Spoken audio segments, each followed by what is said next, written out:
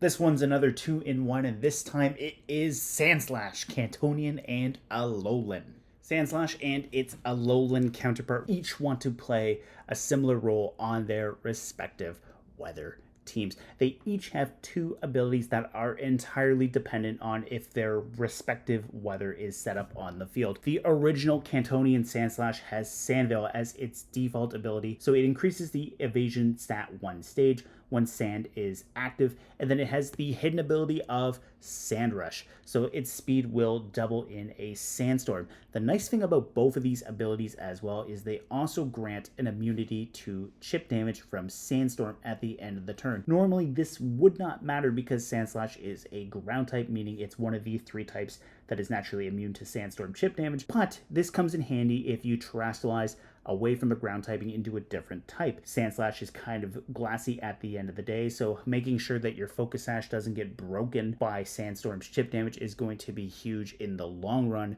because then you don't have to worry about potentially having your Focus Sash broken in advance before taking a hit that would otherwise knock you out. As far as the Alolan counterpart goes, this is the chilly version to the Sand's grittiness here. We have Snowcloak as our evasion boosting ability, as our default ability at that, and basically the main difference here is it just needs snow to be on the field. Its hidden ability is Slush Rush, so it will double its speed in a snowstorm. Now, we don't care about the evasion boosting abilities at the end of the day. What we want to do with both of these Sandslashes is turn them into sweepers. We want to hit the go button and double their speed once their correct weather is set, whether we do that with an Abomasnow and Ninetales for the Alolan, or if we want to bring Tyranitar or Hippowdon for the Cantonian.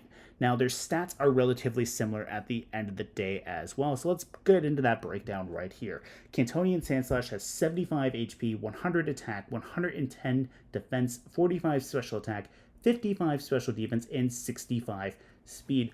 Alolan Sandslash takes 20 points out of its special attack and divides those up between the defense and special defense stat. So basically here we're down to 25 instead of 45 for our special attack, which is okay because we were never going to use any special attacks with this thing anyways. And then it goes up from 110 in the defense to 120 and 55 in the special defense up to 65, so it's going to get a little bit tankier at the end of the day. And that seems a little bit weirder to say for an ice type, but when you look at their type breakdown, it makes a little bit more sense. So this is where they really go to different paths as far as their typings go. Cantonian Sandslash is a mono ground type, meaning it only has the one stab option in ground, but that's okay because ground hits a lot of things relatively hard. It's immune to electric, it resists poison and rock while being weak to water, ice, and grass.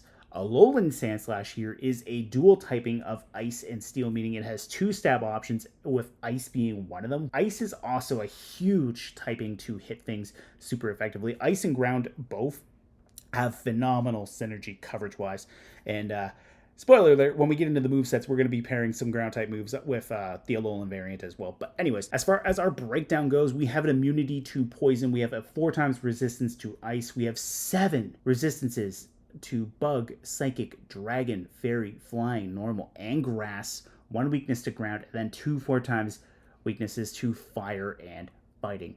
This is going to be a fun thing to have, especially now with hail being reworked into snow and giving us a defense boost as well. So let's talk about some Terra options as well before we jump into some movesets. What I was thinking here for some Terra options is Terra Fire is going to be great for either one of these two. They can't be burned, which is going to help that base 100 attack. Base 100 attack is not what it used to be compared to the older generations, but it's still nice to make sure that you can't have that neutered with a burn. It also resists fairy type attacks, which is nice too because fairy is a very common coverage type right there, and Fluttermane is just everywhere, so that's going to be nice.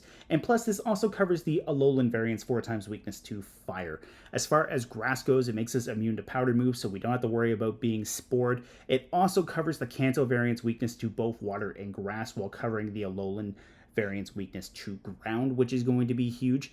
Poison is going to be another fun type to have. It means you can't be toxic, so no more being on a timer there as far as that goes. Both have access to Poison Jab, which is going to benefit from the Terra Poison, and on top of that, Cantonian Sandslash gets access to Gunk Shot, which means you can punish a lot of grass types and fairy types with that Stab Gunk Shot if you wanted to. Steel's a great defensive typing if you wanted to go Terra Steel. It would also give the Alolan variant double stab on Steel type attacks, which is going to be handy. Ice could be another option here. It would give you a 50% boost to the defense stat in Snow, and on top of that, Alolan Sandslash gets stab, double stab I should add, so that's going to be relatively handy because like I mentioned, Ice hits a lot of things super effectively. On top of that, we can also look at Ground. Ground gives you an immunity to electric type moves. You don't have to worry about thunder waves coming your way. It also gives Cantonian Sandslash stab, or rather double stab. It gives Alolan Sandslash regular stab. Both of these things do get access to Drill Run. Cantonian Sandslash gets a few more ground type coverage options as far as that goes compared to the Alolan variant, but having access to ground and ice stab on the Alolan variant is going to be nice, and it could be worthwhile looking into going Terra Ground as well if you wanted to. So let's jump into some movesets. All right, the first moveset here we're looking at is going to be Cantonian Sandslash as a Sandstorm Sweeper. And the main idea that I was thinking here is we don't have access to all of the Sand Rush users, which means there's a little bit of weird power vacuum going on as far as sand goes. Sand is also in a weird place too because sun, rain, and snow are all really prevalent in the metagame, where sand, you don't quite see it as much with Urshifu running around, which means Urshifu is giving Tyrannitars a hard time, and honestly, most people just don't use Hippowdon to begin with. But that said, for Sandslash, this is a good chance to be used because we don't have access to Excadrill, Dragozolt, or Dracovish. So right now, let's take a look and see what we can do with Sandslash. So what I was thinking here for this first idea is we're going to use a Focus Sash on it because this thing is a glass cannon. The 55 social defense is definitely not doing us any favors, and to be honest, I'd rather not use Terra Rock to double up on having 2 rocks on the field if this thing is paired with a Tyranitar. So what we're going to do here is we're going to go max investment into our attack and max speed investment. That takes us up to 152 on the attack and 128 in our speed with a Jolly Nature. Once the sand is doubling our speed, that puts us on par with modest Regieleki. I actually think it outspeeds Regieleki by 1 point, which means we're going to be outspeeding most of the game, which is going to be handy for getting the jump on them. So what we're going to do here is we're going to run Protect with 3 damaging moves. So our first case is we're going to run High Horsepower for our move, and that is base 95 power. It's a single target ground type attack, which means we can do some devastating damage, especially with Terra Ground working in our favor. Now, you could also make the case for running Earthquake as well. It's a spread move, it's base 100 power, and with Terra Ground, that would definitely do a lot of damage. But you do have to watch out for Wide Guard, because Wide Guard would protect your opponents, and you would have to make sure that you're not hitting your partner and making sure that your partner's not the only one taking the damage if that's the case. Now, if you have a flying type Pokemon on the field, or if you're using Terra Flying, that could definitely get around the Earthquake situation as well. Now, you could also make a case for running Drill Run, but Drill Run is actually better on Alolan Sandslash than it is Cantonian Sandslash because it's the only single target ground type move that Alolan Sandslash gets. You have that High Horsepower, which is a direct upgrade to Drill Run. Now, Drill Run does have a boosted crit rate, but unless you're running a Razor Claw, you're not really taking full advantage of that crit rate, and you're only at 3 points of critical hit ratio right there, which means Drill Run would only be a 50-50 crit odds if you are running that Razor Claw. It's not until you hit a 4 that you are guaranteed a critical hit, and Sandslash unfortunately does not get access to Focus Energy, meaning you can't naturally increase your crit odds that way. So honestly, High Horsepower is probably the way to go if you're going to run a single target ground type move on this, or Earthquake would be the better alternative. Now, you can also run knockoff on Sandslash, which is going to be huge because you're going to be outspeeding most of the game right here. You're also going to get a 50% boost in power and slap away the items that your opponent has, which is going to be great. If you wanted to, you could make the case for Terra Dark to make sure that you have stab on this as well to really punish your opponent. Now, the problem here is fairy types and Urshifu are rampant within the metagame, so Terra Dark might be risky on something like Sandslash, which is probably going to get knocked out, unfortunately. But alternatively, it is still an option there. You could run Rock Slide as your third damaging move because you're so fast. You have great flinch odds with the Rock Slide. You can probably make at least one or if not both of your opponents flinch. Now, there's always the alternative that your opponents just don't flinch at all. But if you have something like, say, maybe a Choice Scarf Landorus going with your Sandslash, maybe you subbed out your Tyranitar, you could go for back-to-back Rock Slides and just really mess with them. Alternatively, though, if you don't want to run Rock Slide, you could run a Poison type option. You do get access to Poison Jab on both this Sandslash and the Alolan counterpart, but the nice thing here is this gets access to Gunk Shot where the Alolan one doesn't. So you have base 120 stab poison if you go Terra Poison on this thing. And while it is 80 accuracy, you can punish a lot of grass types and fairies heavily with this move if you wanted to. Now, alternatively, what you could do as well instead of a Focus Sash is we could actually look at our second Cantonian set, and that is going to be a Choice Band set. So what I was thinking here is we have 4 straight up damaging moves because obviously we're boosting our attack power with a Choice Band, but what we're going to do here is we're going to run Drill Run. Actually, this isn't supposed to be Drill Run. This is supposed to be High Horsepower. Anyways, I already explained the whole Drill Run thing. So anyways, High Horsepower for single target ground type attack, knockoff for raw dark type damage, and plus you're getting that 50% boost to your attack stat while slapping away the items as well and gaining the bonus damage from knockoff. That seems like a bit of a no-brainer to have at your disposal. You do have that Rock Slide to get a little bit of extra chip damage into your opponents thanks to the Choice Band. And then as far as the fourth coverage option goes, it is a little bit weird, but you could go for X-Scissor for some bug type damage. You do see the odd psychic type pop up here and there. This would also hit dark type super effectively as well. So you do have the option with X-Scissor. Now, if Sandslash were a little bit on the bulkier side, what I would recommend is actually Leech Life because it does get access to Leech Life and you would get back HP. But because you're so glassy, you're probably not going to benefit from getting the HP back from doing the damage. Now, you could just take out the bug type coverage and replace this with Poison Jab or Gunk Shot as well. The choice is entirely up to you. All right, so looking at the Alolan variant, we are going to be one of the fastest Slush Rush users available. We are currently second of 3, which is relatively handy. Titan is the current fastest one at base 73. At our 65, we are living large because the third one is Beartech with a base 50. So we definitely have a nice speed margin working in our favor. And plus having Stab Steel in addition to Stab Ice is going to make Alolan Sandslash stand out amongst both Titan and Beartech.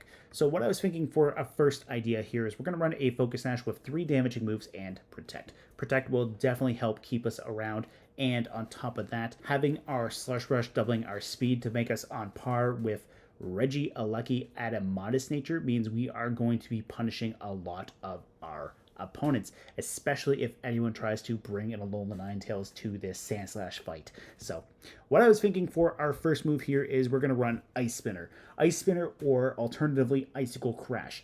Ice Spinner here is base 80 power and 100 accuracy, and on top of that it removes terrain. Rillaboom is going to be a problem with grassy terrain and grassy glide, so we can use Ice Spinner to remove that. Similarly enough, we don't have to worry about Indeedee as well. If we wanted to run a potential partner of Chien Pao with Sandslash, we have the Sword of Ruin to lower everything's defense as well, and that could be nice for dealing with a lot of physical opponents. On top of that too, if we run into a Chien Pao and a Dragonite, well, the nice thing here too is Sword of Ruin affects everybody including Chien Pao's partner. So even if the Chien Pao is your opponent, you are going to be punishing that Dragonite. Every once in a blue moon, you still see Terraflying on both Dragonite and Landorus, so being able to do major damage to them is going to be relatively handy. And alternatively too, as I mentioned, you could run the Icicle Crash, which does go up in power by 5 and also goes down to 90 accuracy. Now, why would you do that? Well, the 30% chance to make the target flinch. That's why you do that. The nice thing there is you do have the ability to outspeed most of the metagame and be able to potentially make them flinch with that Icicle Crash. Now, Ice Spinner is definitely the safer option as far as this set goes, so just use discretion when building around Sandslash. Now, having Iron Head is going to be nice for that stab steel type coverage.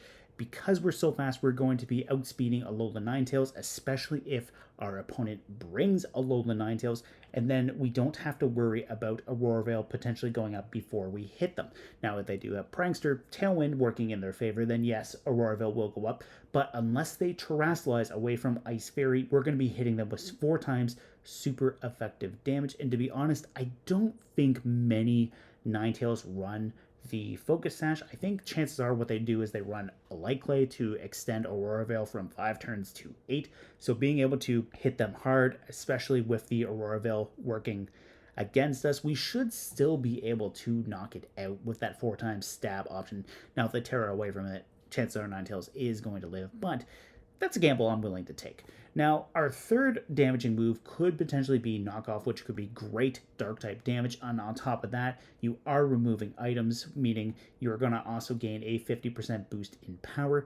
But if you didn't want to run Knockoff, you could also make a case for Drill Run. Ground and Ice is a great damage combination right there, because ground hits the steel types that otherwise wall the ice types, and ground hits the fire types that wall the ice types. So that could be a nice thing, especially for dealing with any fire types that might think they're being cheeky going up against your Alolan Sandslash.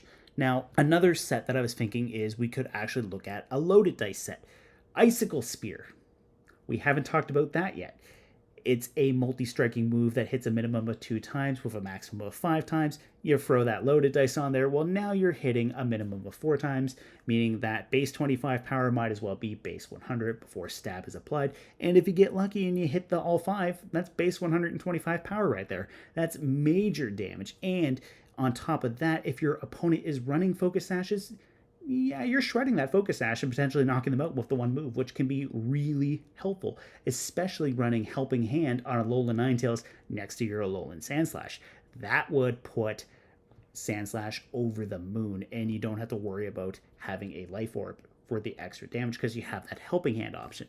Now, as far as the rest of the set goes, generic coverage plus stab Iron Head would definitely be handy right there. I have Iron Head and Knockoff here, but you could change it up with anything else that I mentioned. You could run Poison Jab as well. Poison Jab is definitely a viable option. Now, if you wanted to run a Choice Band on this thing too, that is definitely something you could do as well. You could take the loaded dice out, put that Choice Band there, change Icicle Spear to Ice Spinner or Icicle Crash, and then that way you don't have to worry about the roulette of hitting between 2 to 5 times. So we'll throw Ice Spinner here. We have Iron Head, we have Knockoff. We could run another coverage move, or what we could do is we could also run Ice Shard. This is a little bit of insurance in case the snow wears off, or if a Weezing comes in and shuts away our Slush Rush, we have the Ice Shard right there for a little bit of priority, and then that way too we can potentially pick off a weakened Pokemon, especially if Sandslash is coming back in from already tearing around the opponents. That could be a thing as well. Anyways, that's my main thoughts on both Cantonian and Alolan Sandslash. I hope you guys enjoyed listening to this ramble, and let's get the conversation going down in the comments below.